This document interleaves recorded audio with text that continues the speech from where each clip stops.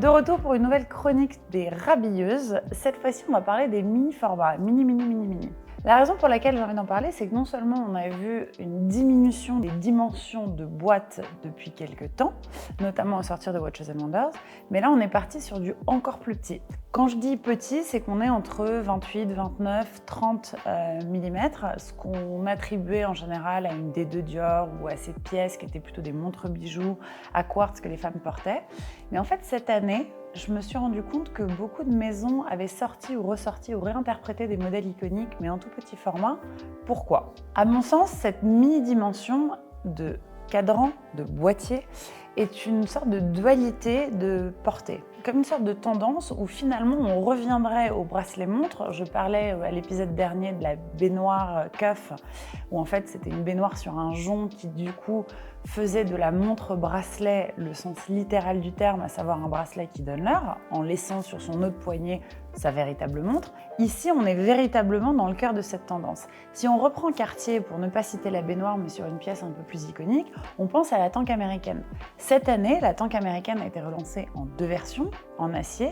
Vous avez une 35, mais 35 en hauteur, avec un diamètre de 19,4 mm. C'est-à-dire qu'on est à moins de 2 cm d'épaisseur, enfin de largeur en l'occurrence.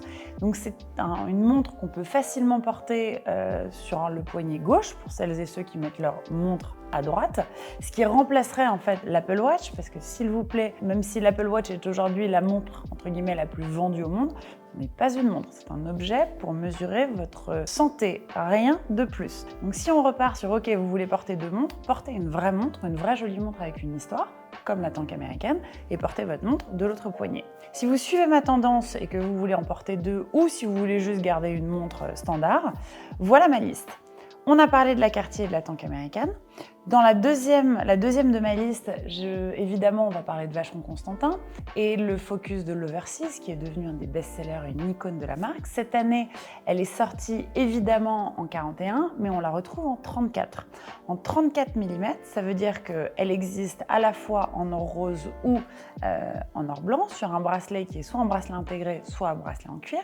Et l'avantage de cette Oversize, où on retrouve évidemment le dessin de la croix de Malte, aussi bien dans les maillons du bracelet, sur la couronne et sur la lunette, on a évidemment une Oversize en version mini qu'on peut porter ultra facilement sans même se préoccuper de savoir si elle est lourde, si on va la faire tomber, si on va la cogner, puisqu'elle est tellement mini qu'elle ne se voit pas, ou presque. Dans la lignée du mini, toujours, je parlerai de la Médor. Pourquoi je fais un crochet féminin et pourquoi je parlerai d'Hermès? C'est que la collection Médor est devenue chez Hermès une collection iconique au niveau des bijoux, puisque c'était une sorte de parallèle au collier de chien. Le collier de chien en joaillerie, c'est ce choker ras du cou, très apprécié chez les femmes, très apprécié en joaillerie. L'interprétation de cette collection Médor en montre a donné lieu à une montre à secret qui était développée cette année et introduite avec un serti parsemé de diamants ou full diamant, mais il y a surtout une version tout or où en fait on retrouve cette espèce de pyramide cabochon qui est iconique à ce modèle. Laurent Dorday, CEO du département horlogerie joaillerie chez Hermès, m'expliquait que non seulement au niveau de l'audience asiatique, mais un peu partout dans le monde, c'était une montre bracelet qui était de plus en plus achetée par les hommes.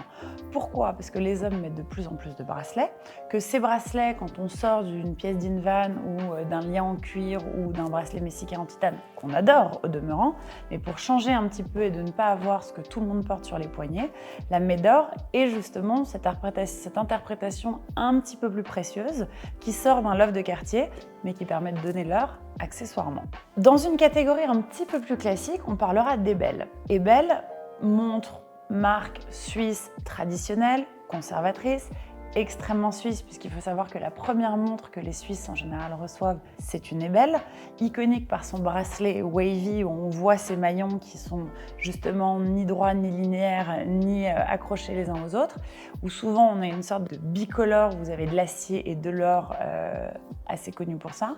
Cette année, ils ont introduit énormément de cadrans de couleurs sur des tailles allant de 25, 28, 32, 36. Petite préférence pour la version cuivre saumon, qui est complètement ambivalente, complètement gender neutral, qui se porte ultra facilement. Et en fait, ce qui est assez intéressant dans cette classique sport de chez Ebel, c'est que vous avez une sorte de légèreté et de flexibilité sur un bracelet intégré qu'on ne sent pas du tout, ce qui a d'ailleurs fait chez Ebel une pièce icône et une pièce signature de la maison. Pour revenir sur Chanel, qui pour moi est une des maisons aujourd'hui dont la progression en termes de haute horlogerie, d'horlogerie joaillère et d'horlogerie féminine s'est remarquée ces dernières années.